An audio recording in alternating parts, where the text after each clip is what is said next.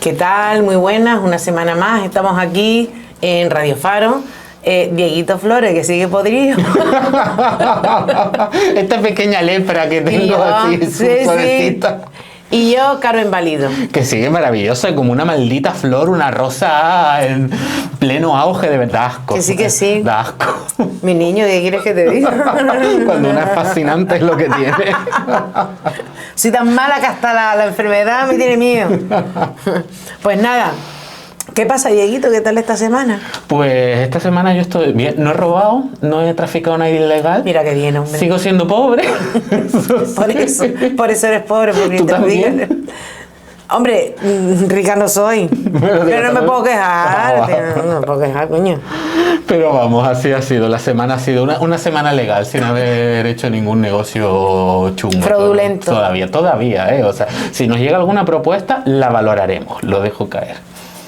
Él. Yo, no sé, la gente joven es la que tiene que tener más cuidado por ser más honrada, ¿eh? Que te quedan muchos años por delante. Mucho por cotizar. Ya te digo, ya llegas a una edad que da igual lo que hagas, pero cuando joven tienes que ser honrado. Me lo noto. Te quedan muchos años. ¿Y por qué la historia puta esta semana, Dieguito? Pues hoy porque justamente lo que vamos a hablarles esta semana, vamos a comentarles es crimen organizado en Canarias durante el antiguo régimen. Bueno, el antiguo régimen estamos hablando antes de la Ilustración. Antes de la Revolución Francesa, todo esto, o sea... que estamos iguales, ¿eh? Aquí da igual antes de la Ilustración, durante la Ilustración, antes de la dictadura, durante la República, da igual. Sí, porque la gente que se le da a robar bien así en masa, ¿no? Digamos, a lo grande, sí. Se le da tan bien... Claro que es bueno repetirlo a lo largo de la historia. ¿Cómo no? Ustedes van a ver. Cuando algo se te da bien... Niño, ¿para qué cambiar? Total. Y en este caso, además, a nosotros nos lo va a explicar un señor, un hombre que en 1659 la audiencia le abre juicio. Cornelio Saunskens, si lo pronuncio bien, es un mercader de origen neerlandés. Y el motivo por el que se le abre juicio... Perdón, neerlandés es holandés. O sea, de Países Bajos, Holanda. Lo que Holanda. Nosotros holandés. Neerlandés son Países Bajos. Total. Y el motivo por el que se le abre juicio en 1659 es porque se le pilla con tráfico ilegal de mercadería. Esto es los nómadas digitales jodiendo desde antes de ser digitales. Efectivamente. Porque vienen aquí a hacer sus cosas raras siempre.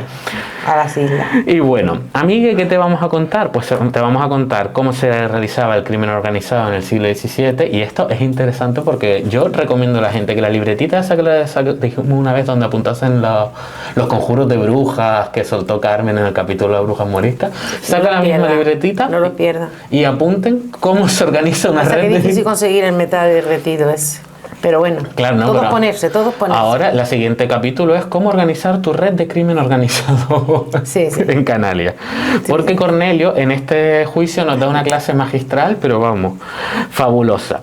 Eso sí, antes de meternos en la historia, pues bueno, donde hemos sacado de esta historia las fuentes, que en este caso es un artículo de Julia Benito de la Gala y Tomás Mantecón, que tienen un artículo muy entretenido que se llama Redes delictivas y formas de crimen organizado en las ciudades de Europa Atlántica durante el antiguo régimen.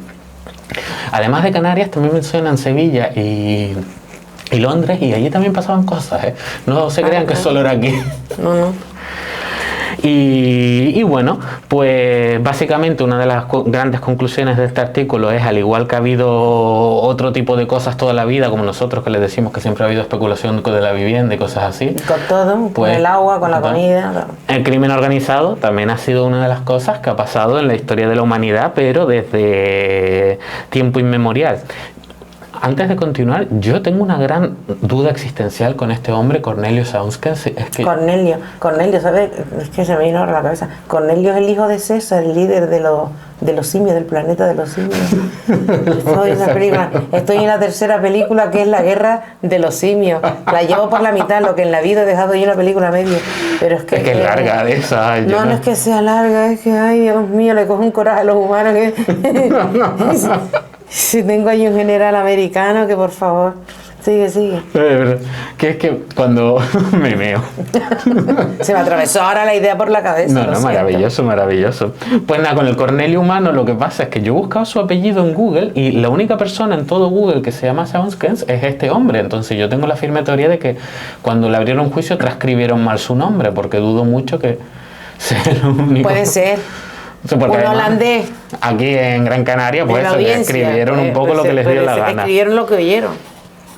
Pero vamos, Carmita, cuéntanos, ¿quién fue este amigo Cornelio, aparte de general de los simios? Bueno, este señor era un capo mafioso, que es lo que antes era, es lo que viene a ser en aquella época un mercader, o lo que hoy sería un empresario de prestigio. Cornelio Ortega. Sí. Y este hombre, que como dijo antes Dieguito, era neerlandés, vivía en Canarias y había ayudado, incluso llegó a ayudar a la Armada Española contra los corsarios ingleses.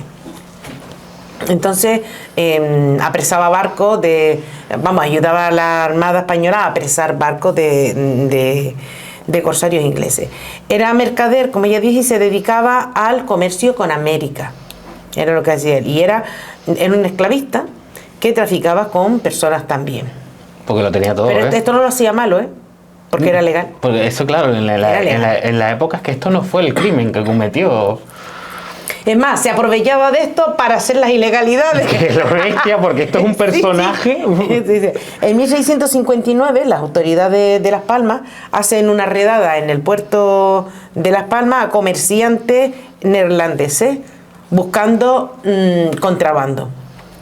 Y entonces, mira tú que pillaron a esta gente. ¿Cómo lo pillaron? Bueno, que estaban comerciando personas, no, como ya acabamos de decir, aprovechaban digamos que el mercado de personas para encubrir otro producto de contrabando, como eran las telas, los tintes, el azúcar, el cuero y la droga que era en aquel momento la que petaba, que era el tabaco. Que era que provocaba la gran adicción de la vida. Bueno, hoy en día también, pero claro. Sí. Pero bueno, también habían drogas que europeas, no. Aquí en la zona de influencia europea, que no es que sí la hacían europeas, sino la zona de influencia europea era el tabaco, la gran droga tal. Y justamente él aprovechaba el comercio de personas esclavizadas para comerciar con productos ilegales entre Río de Plata en América y Ámsterdam pasando por Canarias. Tras esto, tras la detención, se le abre un juicio y aparece un testigo que es el que lo cuenta todo durante el proceso. Y cómo se hacía, cómo era esta historia. La historia es la siguiente. Le debemos la vida a este testigo, porque gracias a él sabemos cotilleos. No, y gracias a él, las redes de narcotraficantes de la zona, porque lo hacen así también. Sí. Hombre, así es como se acerca como lo vamos a contar ahora, es como se acerca la mercancía a la costa, pero no aquí, en Galicia y en todos lados. La mercancía pasaba, mientras llegaba mientras venía de Holanda a América, o de América a Holanda, lo que hacía era que los barcos se iban pasando la mercancía de uno a otro, mientras estaban navegando por el océano. A medida que se iban acercando, iban con este movimiento hasta que llegaban a Canarias. Cuando llegaban a las costas de Canarias, el último barco que le tocaba recibir la mercancía se acercaba a la costa y de la costa salían chalupas con canarios, que eran unas pequeñas embarcaciones que se acercaba al barco, cargaba la mercancía ilegal y la desembarcaba en el puerto. Eso es más o menos como se hace ahora. Esto se llamaba, a esta gente que iba en la chalupa y que descargaban, se llamaban descargadores. Que nombre lógico. Lo raro que se hubieran llamado de otra manera. Sí. Que más tarde fueron los cambullones, los cambulloneros. Entonces, todo este movimiento se puede realizar, Dieguito, sin que lo sepan las autoridades. Muy raro. El testigo dejó claro que no, que las autoridades estaban al tanto de lo que estaba pasando y dice que de vez en cuando, desde la costa, había algún cañonazo hacia los barcos que, fíjate tú, nunca acertaban, siempre terminaban escapando. Fíjate tú qué crees, Dieguito, que esto es mala puntería o qué. Eran miscos como yo, ¿no? Sí. Nunca se le vio a ningún barco. Nunca, vamos, es que al final hay gente que que tiene más suerte. Que de verdad, que nace estrellado, o con una estrella, perdón. O con una estrella, sí. Pero vamos, había una connivencia total entre los guardias costeros y todos los barcos traficantes, los descargadores, como un templo.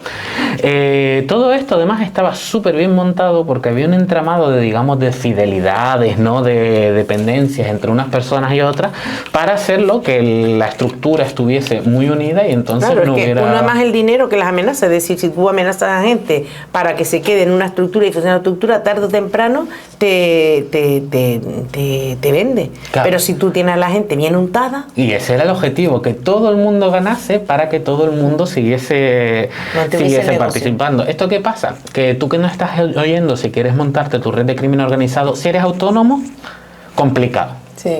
O sea, así, tiene que ser a todo el mundo autónomo. O sea, a todo el mundo autónomo. Tienes que conseguir mucho dinero. O Globo, como Amazon.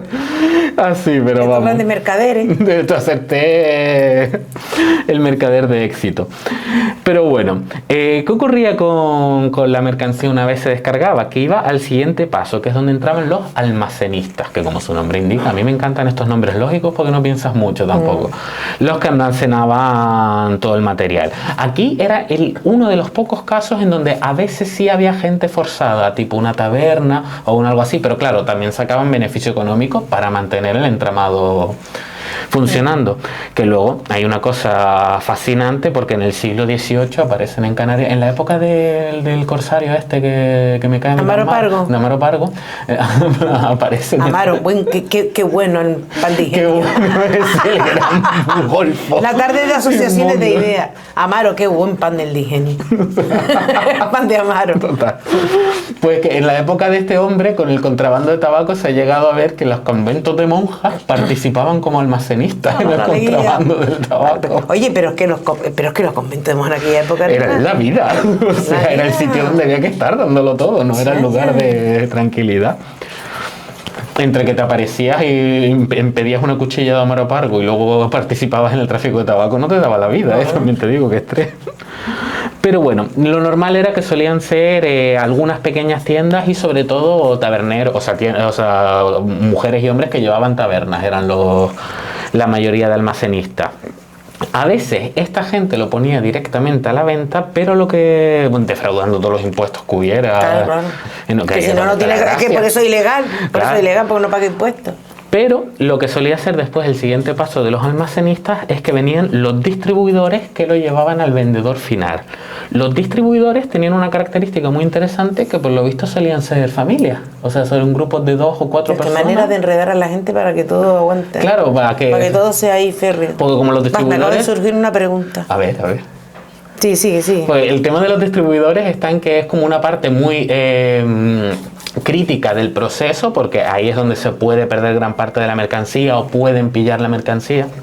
Entonces, si los distribuidores estaban unidos por lazos familiares o lazos afectivos muy importantes y tenían, por ejemplo, al hijo amenazado, toda la familia participaba con muchísimo ahínco en ese caso. Bueno, y porque ya estaban todos metidos en el ajo, entonces claro, les interesaba a todos que saliera adelante. Y después de los distribuidores venía el vendedor final, que el vendedor final era una figura muy apreciada socialmente aquí en Canarias, porque te vendía todo eso a menor coste. Entonces... Claro. Vaya de ahí los Puerto Francos. Me molaba. Ay, la verdad que hoy, por favor. Esa fue la idea, no que sea, pero la idea fue esa, fue ahí. De ahí viene el buen rollo. Que por cierto, casi se me olvida, que el único grupo donde parece que hubo una cierta paridad entre hombres y mujeres dentro de todo este entramado de crimen organizado fue en la parte de los distribuidores. Porque el resto de profesiones, digamos, lo que se hacían era casi todo eran hombres en su mayoría, aunque había también mujeres en otros lugares, pero no había paridad ninguna. Fíjate tú, tampoco ni en el crimen organizado, ni siquiera en ningún lado. Es que somos demasiado buenos. De verdad. Hay que espabilarse, joder.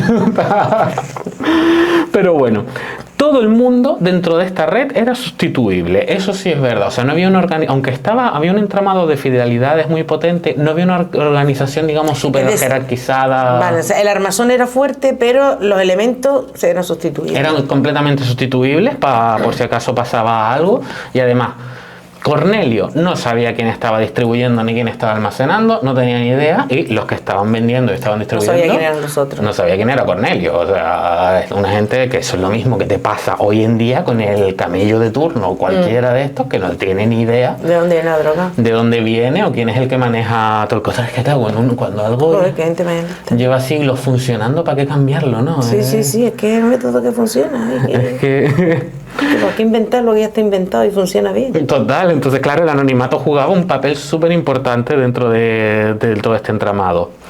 Entre otras cosas que también sabemos que los descargadores, aquellos que descargaban del barco holandés a las chalupas aquí a Canarias, a Gran Canaria en concreto, se enmarañaban el pelo y se tiznaban la cara para esconder su identidad, que esto es muy muy interesante, pero eso sí, yo aquí quiero pedirle por favor a todos los que están oyendo que me sean personas decentes y no hagan blackface cuando vayan a cometer crimen organizado. Que si lo hacen, si hacen eso que sea porque van a robar. No, pero te pones una capucha. No porque se vayan a hacer pasar por un negro, no es porque vayan a robar. Y te puedes poner además a un pasamontañas y no estás haciendo ninguna racistada mientras haces el crimen, por favor. Y bueno, todo esto, cuando Carmita y yo lo estábamos investigando, era como lo que les decimos antes, era como, chacho, esto es lo que está pasando hoy en día y sigue para adelante. Uno se queda loquísimo, ¿no? Y claro, y si es lo que está pasando hoy en día, surge una gran duda que... ¿Y qué pasa con Cornelio, no? Con el jefe que acaba en el juicio. Bueno, aquí ya lo hemos visto muchas veces, que le hemos dicho que cuando hay dinero en juego las cosas ruedan mejor. Funcionan con alegría. En el mundo de la justicia. Entonces, a este hombre, a Cornelio, el 11 de diciembre de 1654, la audiencia de aquí de Las Palmas lo condena a un destierro de 8 años de los reinos de Castilla. Que es medio mundo. En aquella época era medio mundo. Una multa de 8.000 ducados, que son como 1,5 millones de euros, más o menos, redondeándola, calculándola al dinero de hoy, que es dinero. ¿Y qué hace Cornelio con esta condena? Pues nada, pide clemencia al rey y le recuerda a la corona que él estuvo apoyando a la Armada Española contra los corsarios ingleses. Que dime tú que... Por favor. ¿Eso a ti no te parece una amenaza velada, un rollo de mensajito encubierto de yo estuve contigo? Yo estuve contigo, a ver si voy a estar con el otro. No, a ver si voy a estar con el otro y a ver qué secretos tiene o qué cosas sabe. Bueno, y sobre todo que él no reconoce el delito. No. Claro, no lo reconoce y pide que se le elimine, le pide que le quiten el exilio y además que le devuelvan parte del dinero del que lo han embargado, porque él tiene deuda. Él tiene gente que pagar. Y tiene gente que pagar. ¿Cómo era el ladrón este famoso de la camioneta que dejó el dinero para el Dioni. El Dioni. El Dioni, ¿cómo era la frase? ¿No? Dejó para la nómina. Dijo el dinero, robó, pero dejó dinero para la nómina de los trabajadores. Porque pues Cornelio tenía sus proveedores que pagar. Y que a cambio de todo esto, lo que él pedía, que le quitaran el exilio, que le rebajaran la pena, que le dejaran el dinero, que él pagaría lo que le pidiera. Pero yo estaba diciendo que lo quería pagar, pues si quiero que me devuelva dinero, que me es una contradicción enorme la que se pega entre que bueno, digo que no reconozco nada, pero bueno, tú dime lo que tengo que pagar, que lo pago, pero no reconozco nada. Bueno, ¿qué le dicen? Aquí, ustedes no se puede imaginar lo que le dice la corona de Castilla, sabe lo que le hicieron, que por eso decimos nosotros que cuando hay dinero todo se allana y rueda bien. Bueno, pues la Cámara de Castilla lo libera de la pena de exilio. Fíjate tú.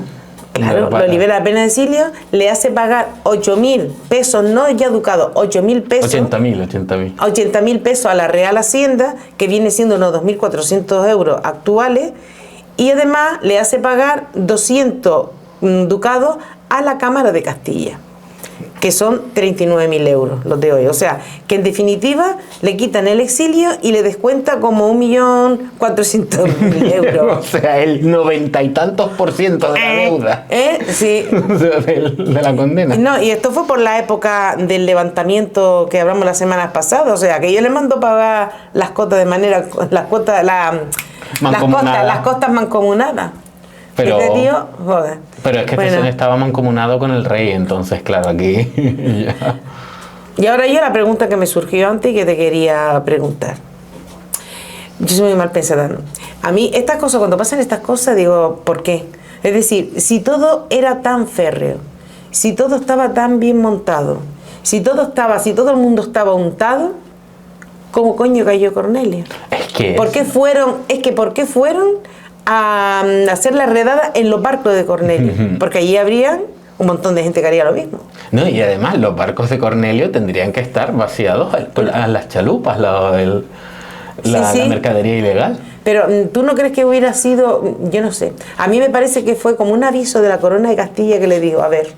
A mí, yo es que no estoy ni seguro creo que te estás pasando, que yo no pondría ni la mano en el fuego con que le encontraron cosas de verdad, porque el barco en el puerto de Las Palmas con la mercadería ilegal, cuando se la podía haber quitado de encima antes la mercadería ilegal, como lo hacían con las chalupas. Digo, o sea... No, es que a lo mejor... No, yo no dudo que le encontraran cosas, porque seguramente que si hicieron una redada y querían joderlo, ellos sabían que las chalupas iban a descargar el barco. Seguramente pillaron a esta gente antes que llegaran las chalupas y le cogían la mercancía. La cosa es, ¿por qué?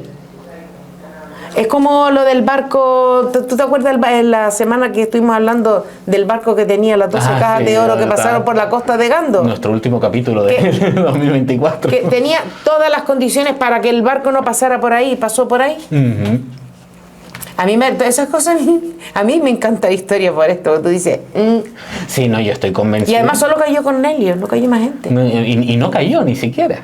No cayó ni siquiera, encima todo lo que le perdonaron. O sea, porque cuando te condenan a 1,5 millones de euros y te perdonan 1.400.000, es como... Pero ¿cuánto dinero tendría este tío? Está enterrado, porque además la lista que mencionaste antes, porque claro, es súper interesante para que ustedes también sepan que no son productos baratos, o sea, por ejemplo, el azúcar fue lo que movió toda la economía de Canarias durante gran parte del siglo XVI hasta que se trasladó el eje del azúcar a Cuba y Puerto Rico, porque allí, ¿qué ocurrió? Que mientras aquí los ingenios azucareros eran en islas relativamente pequeñas, entre comillas, digamos, y la mitad de la población de un ingenio era población esclavizada y la otra era población jornalera.